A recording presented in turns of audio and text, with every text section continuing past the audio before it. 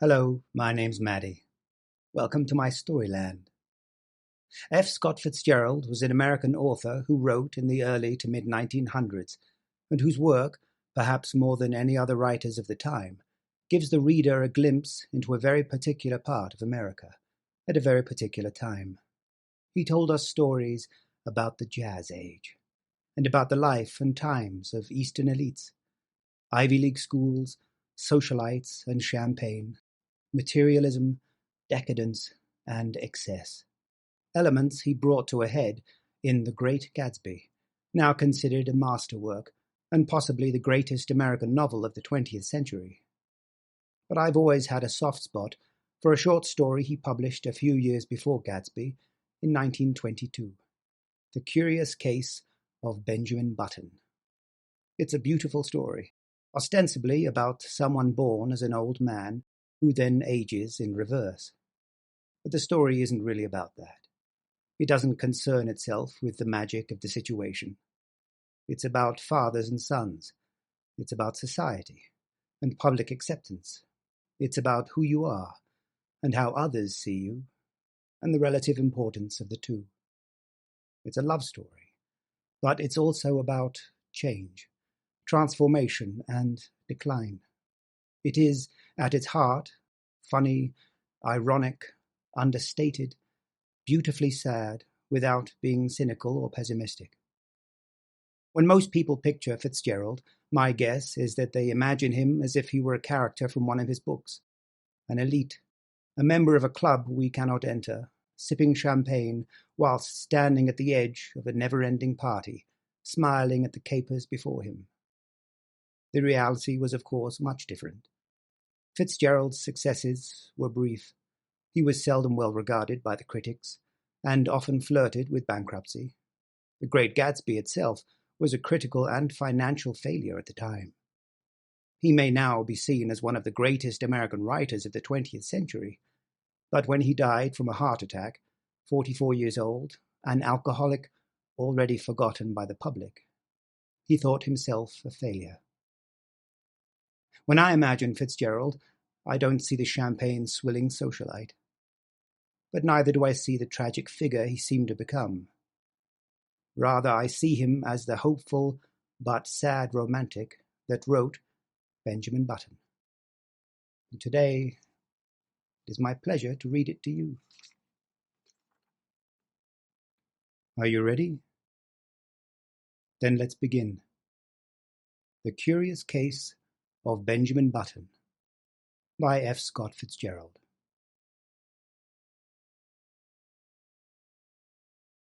As long ago as 1860, it was the proper thing to be born at home. At present, so I am told, the high gods of medicine have decreed that the first cries of the young shall be uttered upon the anesthetic air of a hospital, preferably a fashionable one. So young Mr. and Mrs. Roger Button were 50 years ahead of style when they decided one day in the summer of 1860 that their first baby should be born in a hospital. Whether this anachronism had any bearing upon the astonishing history I am about to set down will never be known. I shall tell you what occurred, and let you judge for yourself. The Roger Buttons held an enviable position, both social and financial, in antebellum Baltimore. They were related to the this family and the that family, which, as every Southerner knew, entitled them to membership in that enormous peerage which largely populated the Confederacy. This was their first experience with the charming old custom of having babies. Mr. Button was naturally nervous. He hoped it would be a boy, so that he could send it to Yale College in Connecticut, at which institution Mr. Button himself had been known for 4 years by the somewhat obvious nickname of Cuff. On the September morning consecrated to the enormous event, he arose nervously at 6 o'clock, dressed himself, adjusted an impeccable stock, and hurried forth through the streets of Baltimore to the hospital to determine whether the darkness of the night had borne in new life upon its bosom.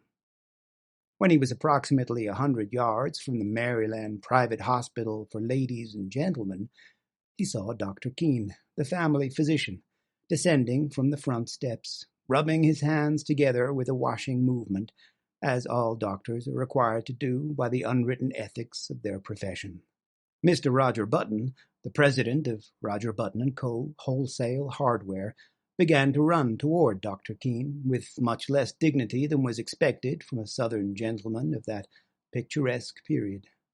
"Dr. Keene," he called. "Oh, Dr. Keene!" The doctor heard him, faced around, and stood waiting, a curious expression settling on his harsh, medicinal face as Mr. Button drew near. "What happened?" demanded Mr. Button, as he came up in a gasping rush. "What is it?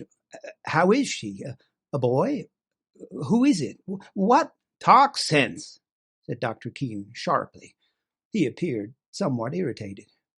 "Is the child born?" begged Mr. Button.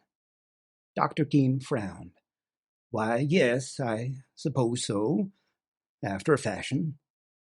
Again he threw a curious glance at Mr. Button. "Is my wife all right?" "Yes." "Is it a boy or a girl?" "Here now," cried Dr. Keene in a perfect passion of irritation. "I'll ask you to go and see for yourself. Outrageous!" He snapped the last word out in almost one syllable. Then he turned away, muttering, "Do you imagine a case like this will help my professional reputation? One more would ruin me, ruin anybody." "What's the matter?" demanded Mr. Button, appalled. "Triplets?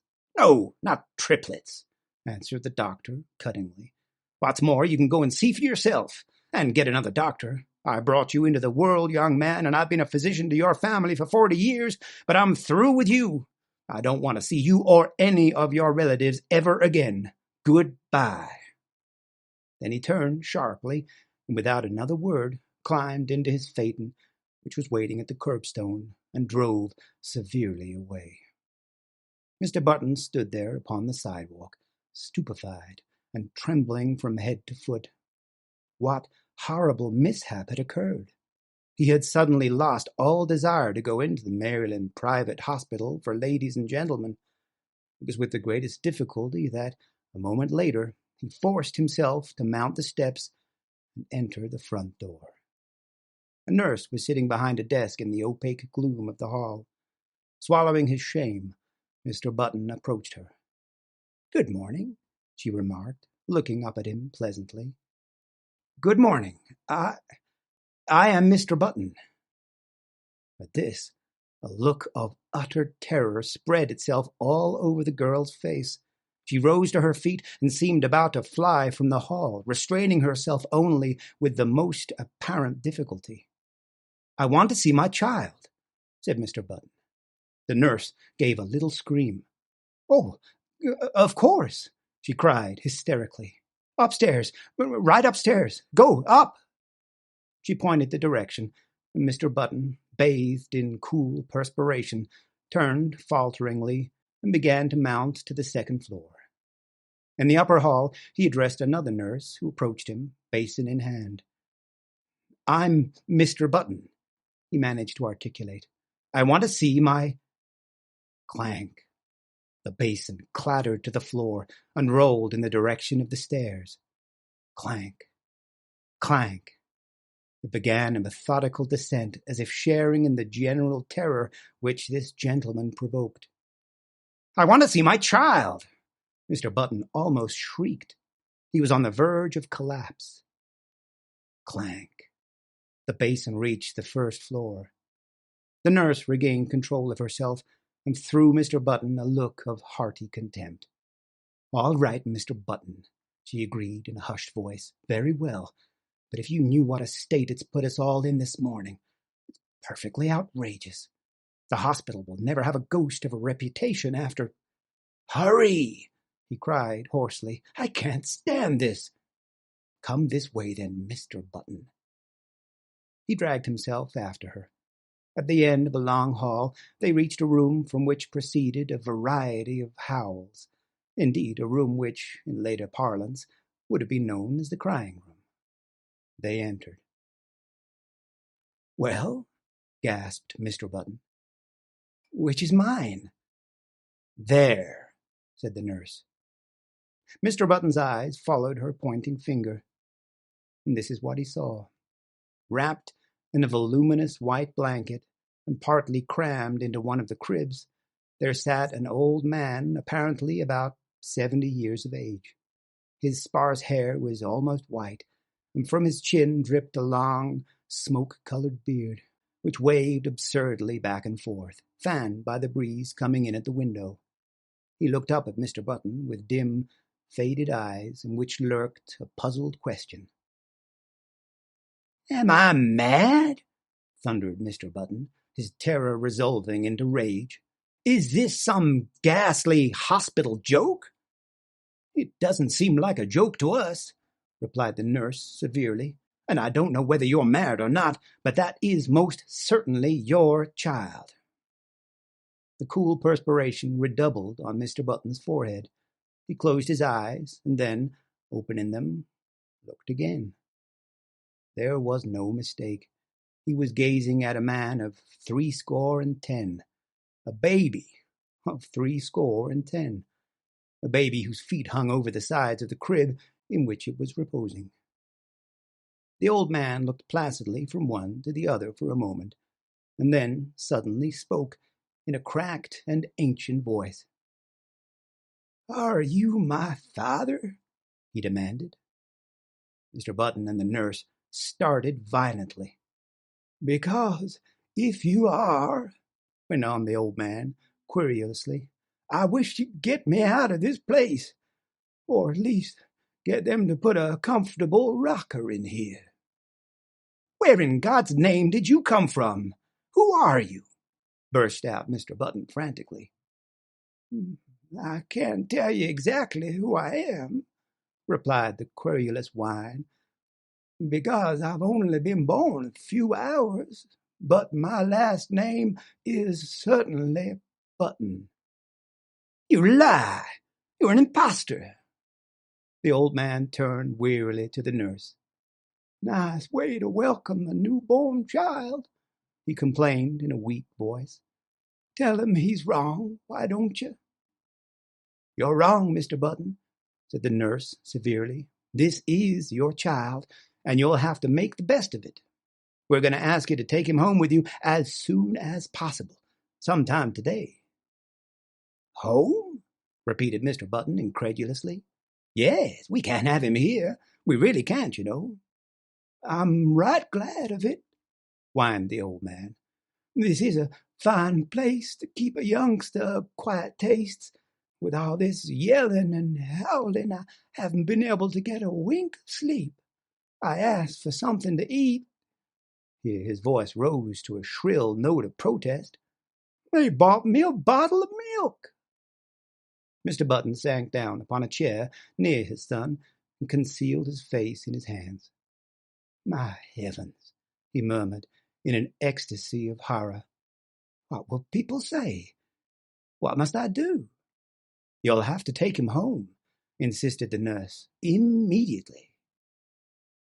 A grotesque picture formed itself with dreadful clarity before the eyes of the tortured man. A picture of himself walking through the crowded streets of the city with this appalling apparition stalking by his side. I can't, he moaned. People would stop to speak to him, and what was he going to say? He would have to introduce this septuagenarian. "This is my son, born early this morning." And then the old man would gather his blanket around him, and they would plod on, past the bustling stores, the slave market. For a dark instant Mr. Button wished passionately that his son was black. Past the luxurious houses of the residential district, past the home for the aged. "Come, pull yourself together," commanded the nurse. "See here," the old man announced suddenly. "If you think I'm going to walk home in this blanket, you're entirely mistaken." "Babies always have blankets." With a malicious crackle, the old man held up a small white swaddling garment. "Look," he quavered, "this is what they had ready for me." "Babies always wear those," said the nurse primly. "Well," said the old man, "this baby's not going to wear anything in about 2 minutes.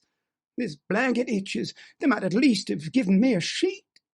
Keep it on, said Mr. Button hurriedly. He turned to the nurse. What'll I do? Go downtown and buy your son some clothes. Mr. Button's son's voice followed him down into the hall. And a cane, Father. I want to have a cane.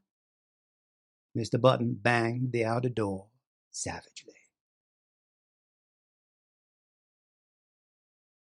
Good morning, Mr. Button said nervously to the clerk in the Chesapeake Dry Goods Company.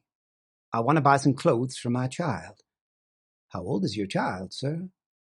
About 6 hours, answered Mr. Button without due consideration. Baby supply department in the rear. Why, I'm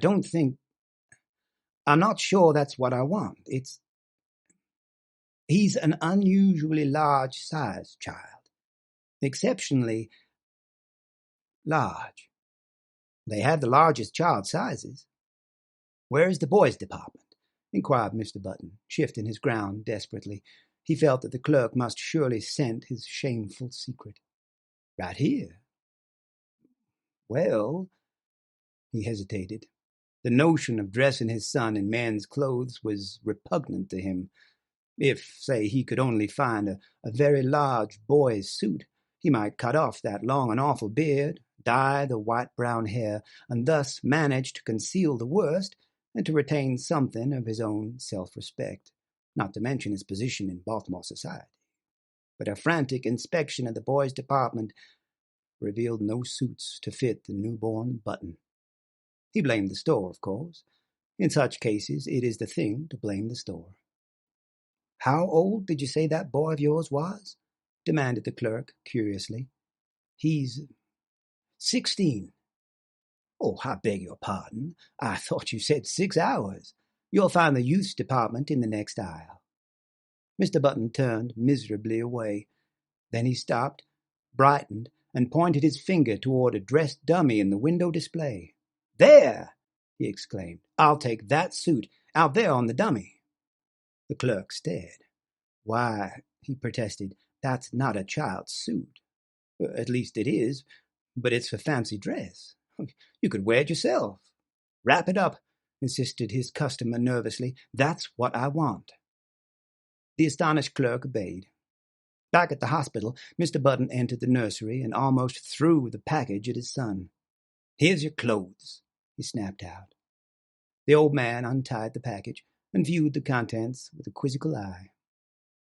They look sort of funny to me, he complained. I don't want to be made a monkey of. You've made a monkey of me, retorted Mr. Button fiercely. Never you mind how funny you look. Put them on, or I'll spank you. He swallowed uneasily at the penultimate word, feeling nevertheless that it was the proper thing to say. All right, Father. This with a grotesque simulation of filial respect. You've lived longer. You know best. Just as you say. As before, the sound of the word father caused Mr. Button to start violently. And hurry! I'm hurrying, Father. When his son was dressed, Mr. Button regarded him with depression. The costume consisted of dotted socks, pink pants, and a belted blouse with a wide white collar. Over the latter waved the long whitish beard, drooping almost to the waist. The effect was not good. Wait! Mr. Button seized a hospital shears and with 3 quick snaps amputated a large section of the beard. But even with this improvement, the ensemble fell far short of perfection. The remaining brush of scraggly hair, the watery eyes, the ancient teeth, seemed oddly out of tone with the gaiety of the costume. Mr. Button, however, was obdurate. He held out his hand. Come along, he said sternly. His son took the hand trustingly. What are you going to call me, Dad? He quavered as they walked from the nursery. Just baby for a while, till you think of a better name? Mr. Button grunted. I don't know, he answered harshly. I think we'll call you Methuselah.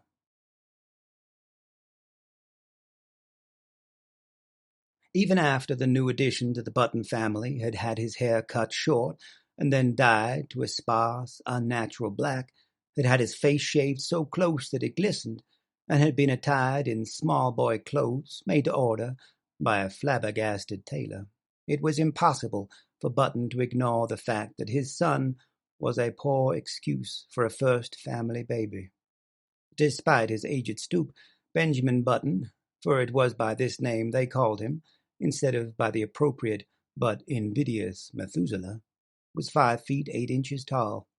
His clothes did not conceal this, nor did the clipping and dyeing of his eyebrows disguise the fact that the eyes under were faded and watery and tired. In fact, the baby nurse who had been engaged in advance left the house after one look in a state of considerable indignation. But Mr. Button persisted in his unwavering purpose. Benjamin was a baby, and a baby he should remain. At first, he declared that if Benjamin didn't like warm milk, he could go without food altogether. But he was finally prevailed upon to allow his son bread and butter, and even oatmeal, by way of a compromise. One day he brought home a rattle, and, giving it to Benjamin, insisted in no uncertain terms that he should play with it, whereupon the old man took it, with a weary expression, and could be heard jingling it obediently at intervals throughout the day. There could be no doubt, though, that the rattle bored him, and that he found other and more soothing amusements when he was left alone. For instance, Mr. Button discovered one day that during the preceding week he had smoked more cigars than ever before, a phenomenon which was explained a few days later when, entering the nursery unexpectedly, he found the room full of faint blue haze, and Benjamin, with a guilty expression on his face, trying to conceal the butt of a dark Havana. This, of course, called for severe spanking. But Mr. Button found that he could not bring himself to administer it. He merely warned his son that he would stunt his growth. Nevertheless, he persisted in his attitude. He brought home lead soldiers. He brought toy trains. He brought large, pleasant animals made of cotton. And, to perfect the illusion which he was creating, for himself at least, he passionately demanded of the clerk in the toy store whether the paint would come off the pink duck if the baby put it in his mouth. But despite all his father's efforts, Benjamin refused to be interested. He would steal down the back stairs and return to the nursery with a volume of Encyclopedia Britannica, over which he would pore through an afternoon, while his cotton cows and his Noah's Ark were left neglected on the floor. Against such a stubbornness, Mr. Button's efforts were of little avail. The sensation created in Baltimore was, at first, prodigious. What the mishap would have cost the Buttons and their kinsfolk socially cannot be determined, for the outbreak of the Civil War drew the city's attention to other things. A few people who were unfailingly polite racked their brains for compliments to give to the parents, and finally hit upon the ingenious device of declaring that the baby resembled his grandfather, a fact which, due to the standard state of decay common to all men of 70, could not be denied. Mr. and Mrs. Roger Button were not pleased, and Benjamin's grandfather was furiously insulted. Benjamin, once he left the hospital, took life as he found it. Several small boys were brought to see him, and he spent a stiff-jointed afternoon trying to work up an interest in tops and marbles. He even managed, quite accidentally, to break a kitchen window with a stone from a slingshot, a feat which secretly delighted his father. Thereafter, Benjamin contrived to break something every day, but he did these things only because they were expected of him, and because he was by nature obliging. When his grandfather's initial antagonism wore off, Benjamin and that gentleman took enormous pleasure in one another's company. They would sit for hours, these two, so far apart in age and experience, and, like old cronies, discuss with tireless monotony the slow events of the day. Benjamin felt more at ease in his grandfather's presence than in his parents'. They seemed always somewhat in awe of him, and, despite the dictatorial authority they exercised over him, frequently addressed him as Mr. He was as puzzled as anyone else at the apparently advanced age of his mind and body at birth. He read up on it in the medical journal, but found that no such case had been previously recorded. At his father's urging, he made an honest attempt to play with other boys, and frequently he joined in the milder games. Football shook him up too much, and he feared that in case of a fracture, his ancient bones would refuse to knit. When he was 5, he was sent to kindergarten, where he initiated into the art of pasting green paper on orange paper, of weaving colored maps, and manufacturing eternal cardboard necklaces. He was inclined to drowse off to sleep in the middle of these tasks, a habit which both irritated and frightened his young teacher. To his relief, she complained to his parents, and he was removed from the school. The Roger Buttons told their friends that they felt he was too young. By the time he was 12 years old, his parents had grown used to him. Indeed, so strong is the force of custom that they no longer felt that he was different from any other child, except when some curious anomaly reminded them of the fact. But one day, a few weeks after his 12th birthday, while looking in the mirror, Benjamin made, or thought he made, an astonishing discovery. Did his eyes deceive him, or had his hair turned in the dozen years of his life from white to iron gray under its concealing dye? Was the network of wrinkles on his face becoming less pronounced? Was his skin healthier and firmer, with even a touch of ruddy winter color? He could not tell. He knew that he no longer stooped, and that his physical condition had improved since the early days of his life. Can it be? He thought to himself, or rather scarcely dared to think. He went to his father. "I am grown," he announced determinedly. "I want to put on long trousers." His father hesitated. "Well," he said finally, "I don't know. 14 is the age for putting on long trousers, and you are only 12.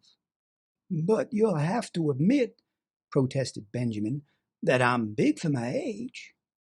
His father looked at him with illusory speculation. "Oh, I'm not sure of that," he said. "I was as big as you when I was 12. This was not true. It was all part of Roger Button's silent agreement with himself to believe in his son's normality. Finally, a compromise was reached. Benjamin was to continue to dye his hair. He was to make a better attempt to play with the boys of his own age. He was not to wear his spectacles or carry a cane in the street. In return for these concessions, he was allowed his first suit of long trousers. Of the life of Benjamin Button between his 12th and 21st year, I intend to say little. Suffice to record that they were years of normal ungrowth. When Benjamin was 18, he was erect as a man of 50. He had more hair, and it was of a dark gray. His step was firm. His voice had lost its cracked quaver and descended to a healthy baritone. So his father sent him up to Connecticut to take examinations for entrance to Yale College. Benjamin passed his examination and became a member of the freshman class. On the 3rd day following his matriculation, he received a notification from Mr. Hart, the college registrar, to call at his office and arrange his schedule. Benjamin, glancing in the mirror, decided that his hair needed a new application of its brown dye, but an anxious inspection of his bureau drawer disclosed that the dye bottle was not there. Then he remembered. He had emptied it the day before and thrown it away. He was in a dilemma. He was due at the registrar's in 5 minutes. There seemed to be no help for it. He must go as he was. He did. "Good morning," said the registrar politely. "You've come to inquire about your son?" "Why, as a matter of fact, my name's Button," began Benjamin, but Mr. Hart cut him off. "I'm very glad to meet you, Mr. Button. I'm expecting your son here any minute." "But that's me," burst out Benjamin. "I'm a freshman." "What?" "I'm a freshman." "Surely you're joking." "Not at all." The registrar frowned and glanced at a card before him. "Why, I have Mr. Benjamin Button's age down here as 18.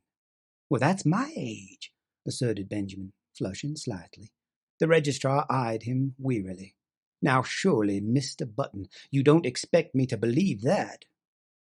Benjamin smiled wearily. "I am 18, he repeated. The registrar pointed sternly to the door. "Get out," he said. "Get out of college and get out of town. You're a dangerous lunatic." "I am 18. Mr. Hart opened the door. "The idea," he shouted. "A man of your age trying to enter here as a freshman. 18 years old, are you? Well, I'll give you 18 minutes to get out of town."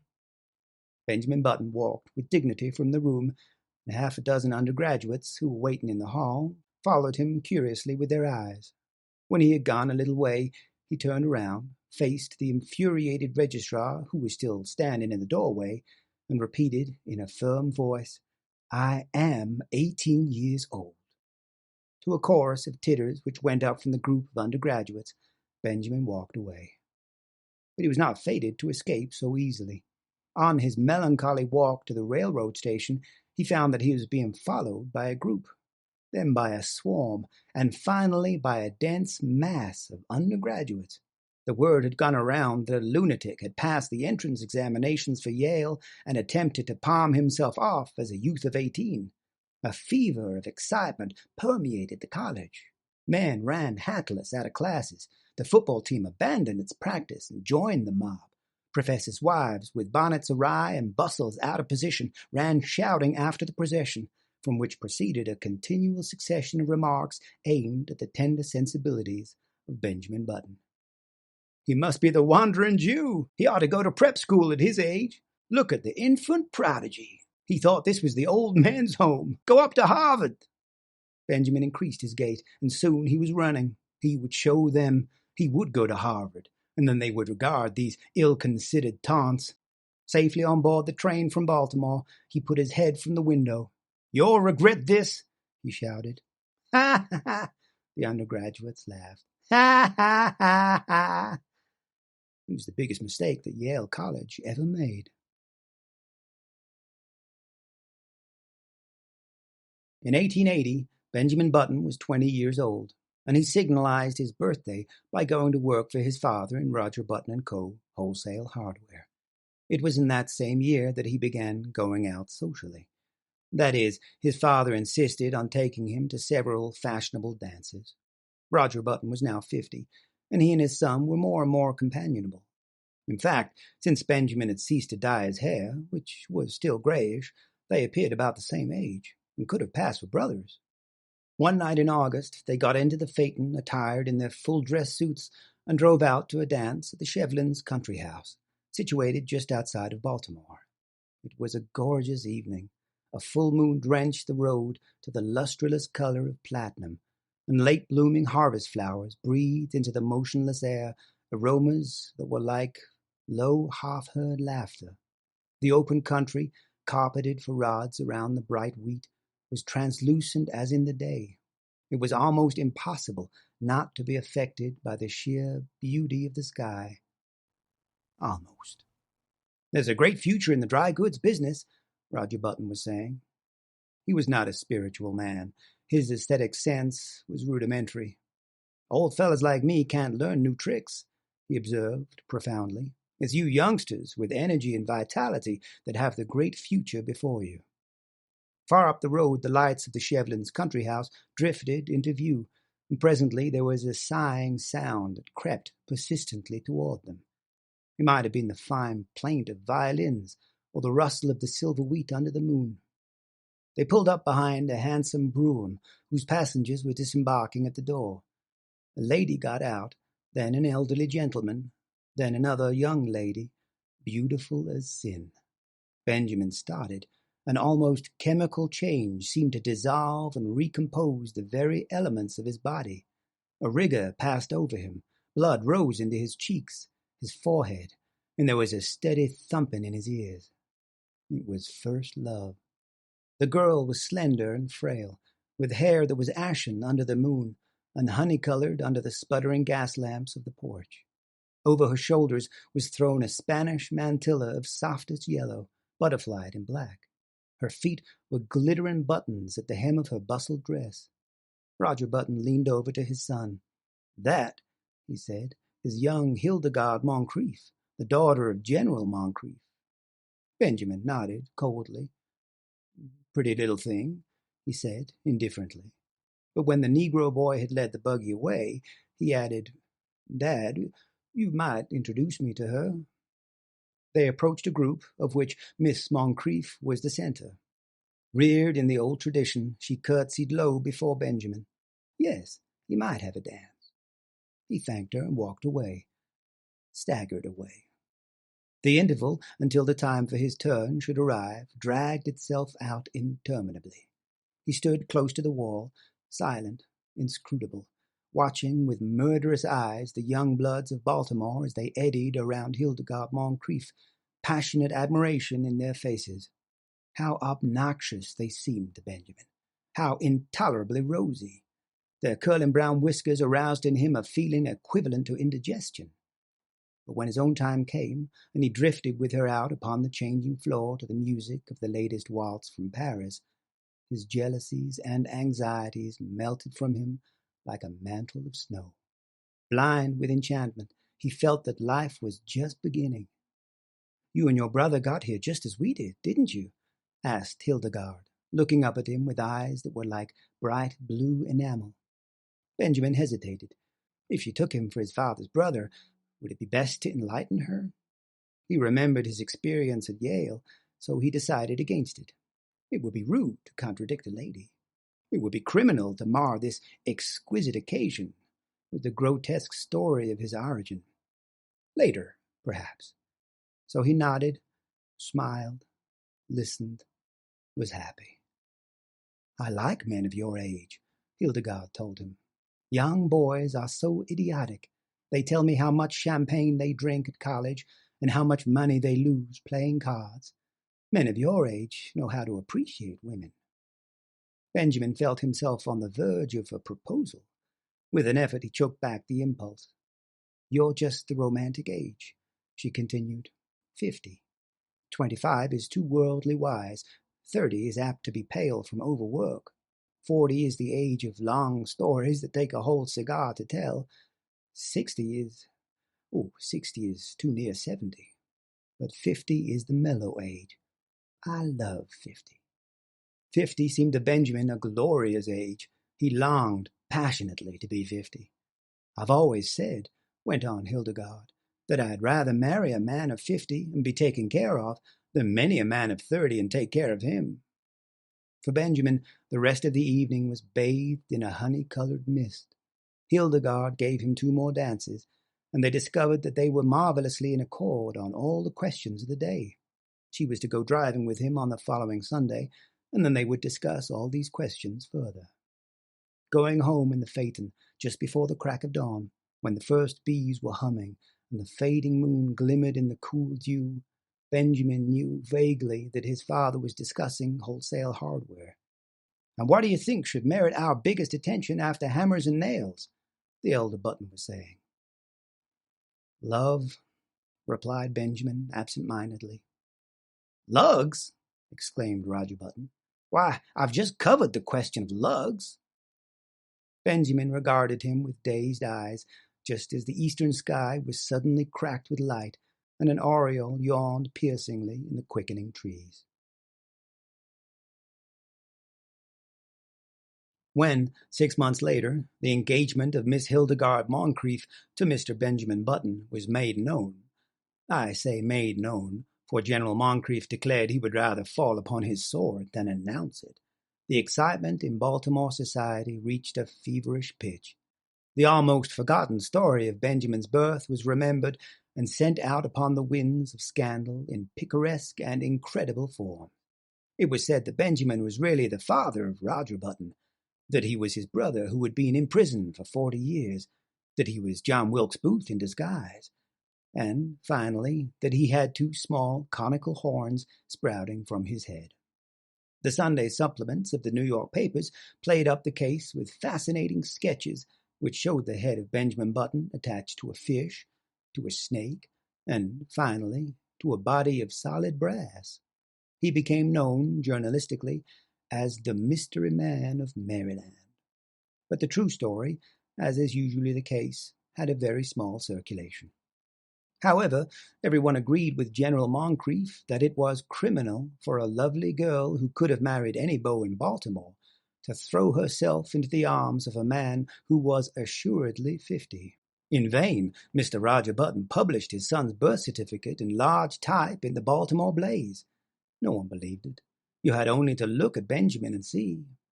On the part of the two people most concerned, there was no wavering. So many of the stories about her fiancé were false that Hildegard refused stubbornly to believe even the true one. In vain, General Moncrief pointed out to her the high mortality among men of 50, or at least among men who looked 50. In vain he told her of the instability of the wholesale hardware business. Hildegard had chosen to marry for mellowness, and marry she did. In one particular, at least, the friends of Hildegard Moncrief were mistaken. The wholesale hardware business prospered amazingly.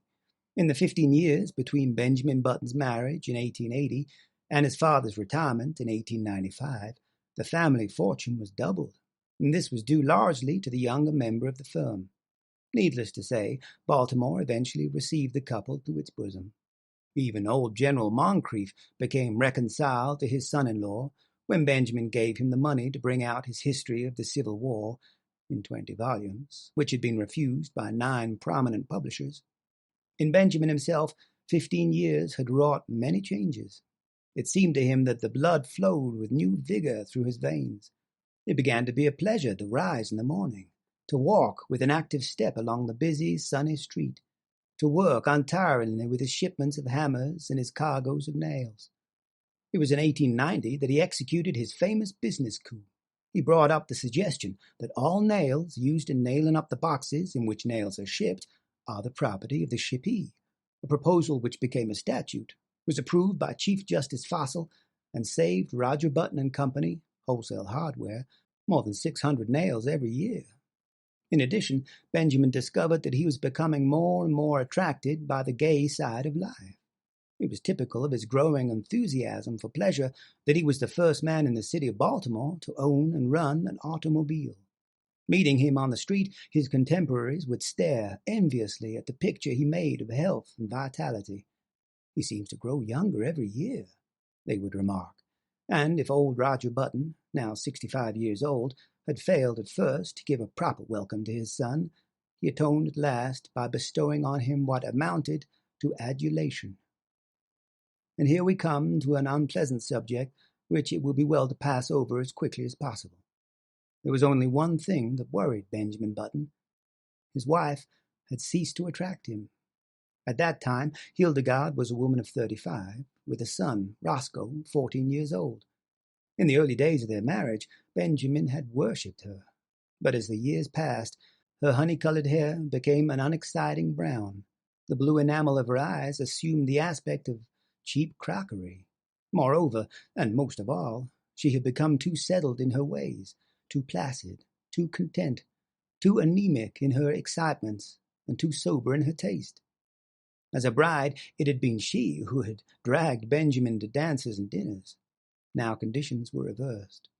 She went out socially with him, but without enthusiasm, devoured already by that eternal inertia which comes to live with each of us one day and stays with us to the end. Benjamin's discontent waxed stronger. At the outbreak of the Spanish-American War in 1898, his home had for him so little charm that he decided to join the army.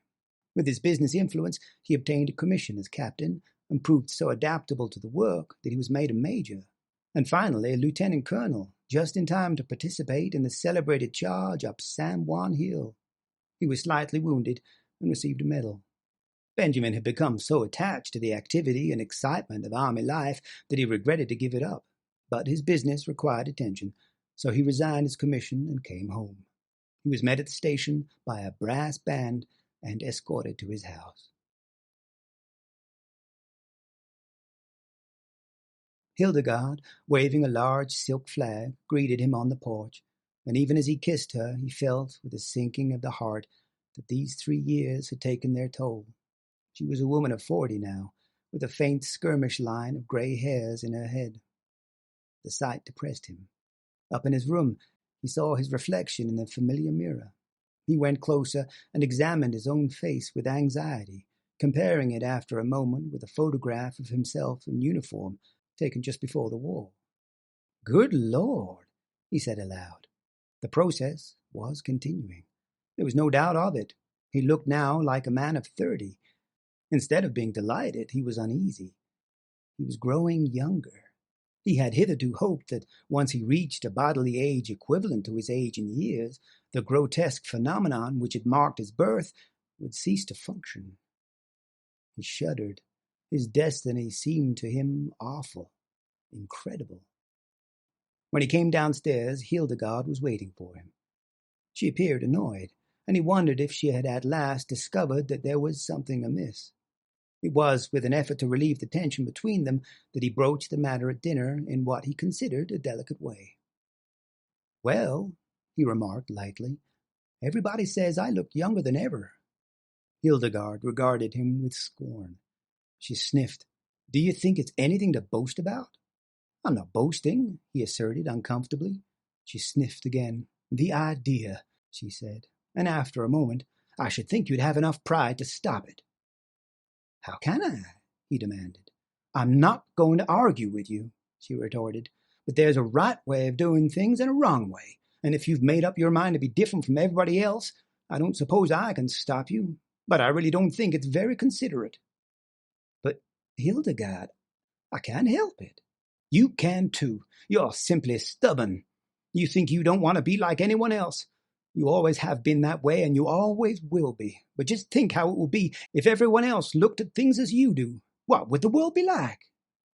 As this was an inane and unanswerable argument, Benjamin made no reply, and from that time on a chasm began to widen between them. He wondered what possible fascination she had ever exercised over him. To add to the breach, he found, as the new century gathered headway, that his thirst for gaiety grew stronger. Never a party of any kind in the city of Baltimore, but he was there, dancing with the prettiest of the young married women, chatting with the most popular of the debutantes, and finding their company charming, while his wife, a dowager of evil omen, sat among the chaperones, now in haughty disapproval, and now following him with solemn, puzzled, and reproachful eyes. "Look," people would remark, "what a pity. A young fellow that age tied to a woman of 45. He must be 20 years younger than his wife." They had forgotten, as people inevitably forget, that back in 1880 their mammas and papas had also remarked about this same ill-matched pair. Benjamin's growing unhappiness at home was compensated for by his many new interests. He took up golf and made a great success of it. He went in for dancing. In 1906, he was an expert at the Boston, and in 1908, he was considered proficient at the Maxine, while in 1909, his castle walk was the envy of every young man in town. His social activities, of course, interfered to some extent with his business, but then he had worked hard at wholesale hardware for 25 years and felt that he could soon hand it on to his son, Roscoe, who had recently graduated from Harvard. He and his son were, in fact, often mistaken for each other. This pleased Benjamin. He soon forgot the insidious fear which had come over him on his return from the Spanish-American War, and grew to take a naive pleasure in his appearance. There was only one fly in this delicious ointment. He hated to appear in public with his wife. Hildegard was almost 50, and the sight of her made him feel absurd.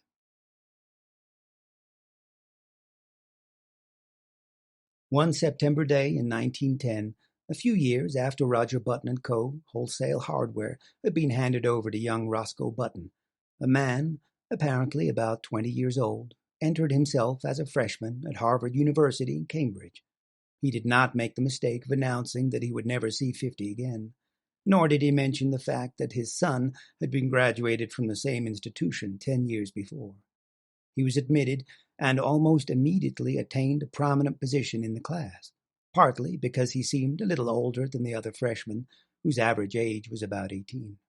But his success was largely due to the fact that in the football game with Yale, he played so brilliantly, with so much dash and with such a cold, remorseless anger that he scored 7 touchdowns and 14 field goals for Harvard, and caused one entire 11 of Yale men to be carried singly from the field unconscious.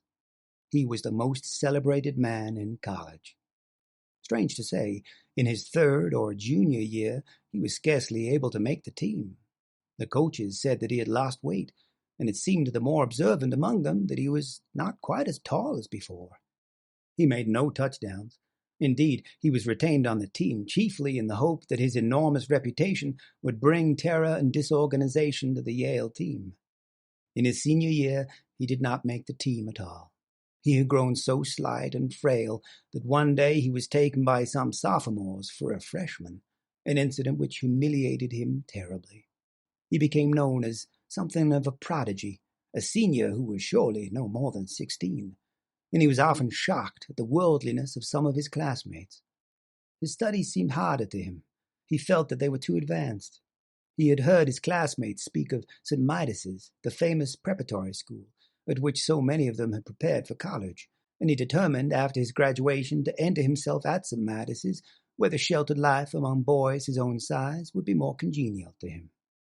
Upon his graduation in 1914, he went home to Baltimore with his Harvard diploma in his pocket.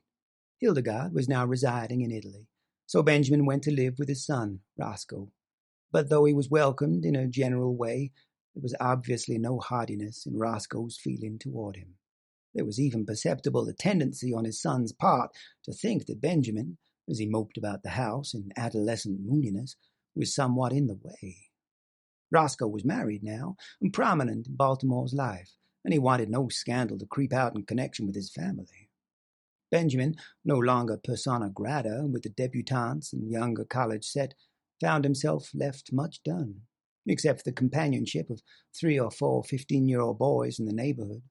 His idea of going to St. Midas's school recurred to him. "Say," he said to Roscoe one day, "I've told you over and over that I want to go to prep school."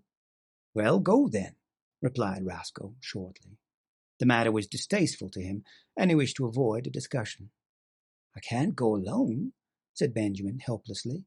"You'll have to enter me and take me up there." "I haven't got time," declared Roscoe abruptly. His eyes narrowed, and he looked uneasily at his father. "As a matter of fact," he added, "you'd better not go on with this business much longer. You'd better pull up short. You better... He paused, and his face crimsoned as he sought for words.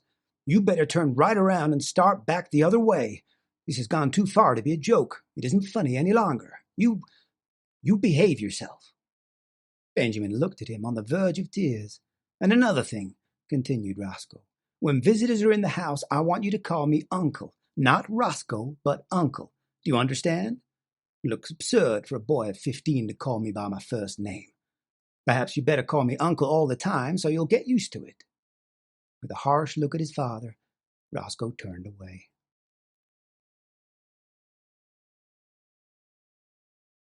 At the termination of this interview, Benjamin wandered dismally upstairs and stared at himself in the mirror.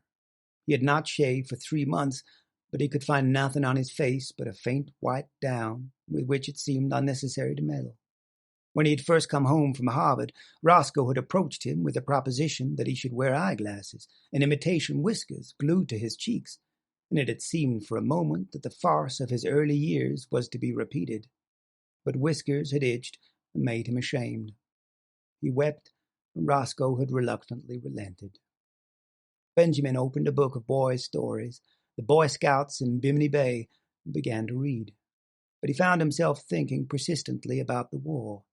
America had joined the Allied cause during the preceding month, and Benjamin wanted to enlist. But alas, 16 was the minimum age, and he did not look that old. His true age, which was 57, would have disqualified him anyway. There was a knock at his door, and the butler appeared with a letter bearing a large official legend in the corner and addressed to Mr. Benjamin Button. Benjamin tore it open eagerly and read the enclosure with delight. It informed him that many reserve officers who had served in the Spanish-American War were being called back into service with a higher rank, and it enclosed his commission as Brigadier General in the United States Army, with orders to report immediately. Benjamin jumped to his feet, fairly quivering with enthusiasm. This was what he had wanted. He seized his cap and 10 minutes later he had entered a large tailoring establishment on Charles Street and asked in his uncertain treble to be measured for a uniform. "Want to play soldier, sonny?" demanded a clerk casually. Benjamin flushed.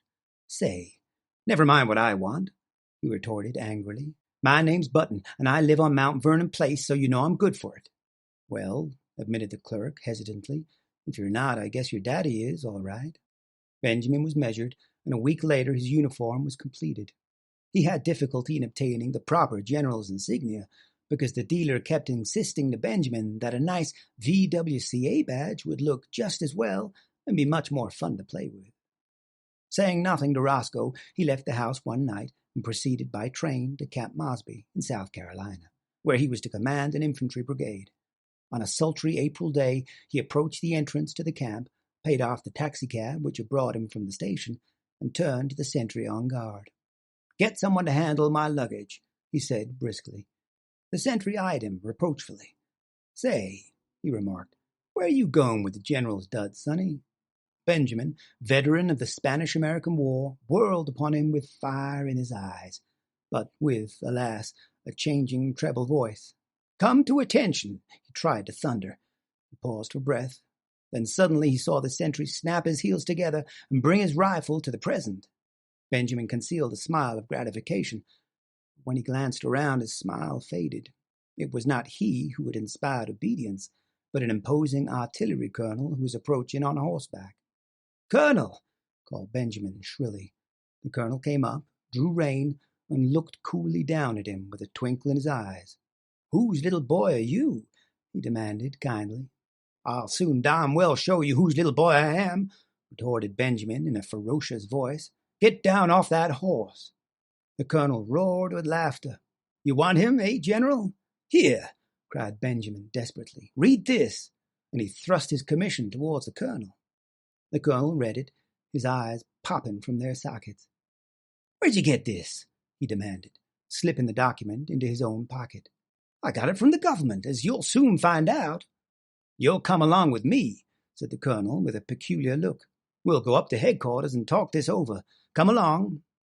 The colonel turned and began walking his horse in the direction of headquarters. There was nothing for Benjamin to do but follow with as much dignity as possible, meanwhile promising himself a stern revenge. But this revenge did not materialize.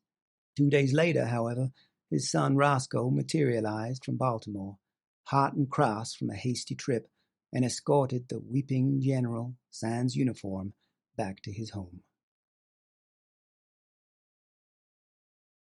In 1920, Roscoe Button's first child was born.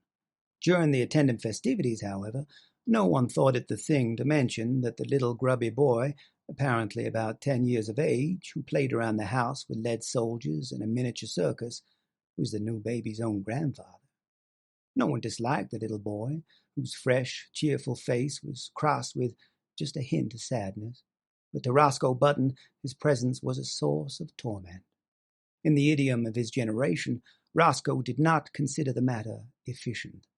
It seemed to him that his father, in refusing to look 60, had not behaved like a red-blooded he-man. This was Roscoe's favorite expression, but in a curious and perverse manner. Indeed, to think about the matter for as much as half an hour drove him to the edge of insanity. Roscoe believed that live wires should keep young, but carrying it out on such a scale was inefficient. And there Roscoe rested. 5 years later, Roscoe's little boy had grown old enough to play childish games with little Benjamin under the supervision of the same nurse. Roscoe took them both to kindergarten on the same day, and Benjamin found that playing with little strips of colored paper, making mats and chains and curious and beautiful designs, was the most fascinating game in the world. Once he was bad and had to stand in the corner, and then he cried. But for the most part, there were gay hours in the cheerful room, with the sunlight coming in the windows, and Miss Bailey's kind hand resting for a moment now and then in his tousled hair. Roscoe's son moved up into the first grade after a year, but Benjamin stayed on in the kindergarten. He was very happy. Sometimes, when other tots talked about what they would do when they grew up, a shadow would cross his little face, as if in a dim, childish way he realized that those were things in which he was never to share. The days followed on in monotonous content. He went back a third year to the kindergarten, but he was too little now to understand what the bright, shining strips of paper were for. He cried because the other boys were bigger than he, and he was afraid of them. The teacher talked to him, but though he tried to understand, he could not understand at all. He was taken from the kindergarten. His nurse, Nana, in her starched gingham dress, became the center of his tiny world. On bright days, they walked in the park. Nana would point at a great gray monster and say, "Elephant." And Benjamin would say it after her. And when he was being undressed for bed that night, he would say it over and over aloud to her, "Elephant, elephant, elephant." Sometimes Nana let him jump on the bed, which was fun because if you sat down exactly right, it would bounce you up on your feet again. And if you said, "ah," for a long time while you jumped, you got a very pleasing broken vocal effect. He loved to take a big cane from the hat rack and go around hitting chairs and tables with it and saying, "Fight, fight, fight." When there were people there, the old ladies would cluck at him, which interested him, and the young ladies would try and kiss him, which he submitted to with mild boredom. And when the long day was done at 5 o'clock, he would go upstairs with Nana and be fed on oatmeal and nice, soft, mushy foods with a spoon. There were no troublesome memories in his childish sleep. No token came to him of his brave days at college, of the glittering years when he flustered the hearts of many girls. There were only the white, safe walls of his crib, and Nana, and a man who came to see him sometimes, and a great big orange ball that Nana pointed to just before his twilight bed hour and called Sun. When the sun went, his eyes were sleepy. There were no dreams to haunt him. The past, the wild charge at the head of his men up San Juan Hill, the first years of his marriage when he worked late into the summer dusk down in the busy city for young Hildegard, whom he loved. The days before that, when he sat smoking far into the night near the gloomy old Button House on Monroe Street with his grandfather. All these had faded like unsubstantial dreams from his mind, as though they had never been. He did not remember. He did not remember clearly whether the milk was warm or cool at his last feeding, or how the days passed. It was only his crib and Nana's familiar presence. And then he remembered nothing. When he was hungry, he cried. That was all. Through the noons and nights he breathed, and over him there were soft mumblings and murmurings that he scarcely heard, and faintly differentiated smells, and light and darkness.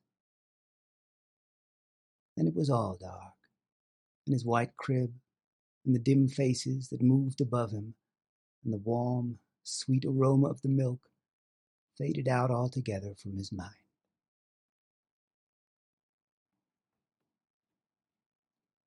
And with that, I bid you farewell.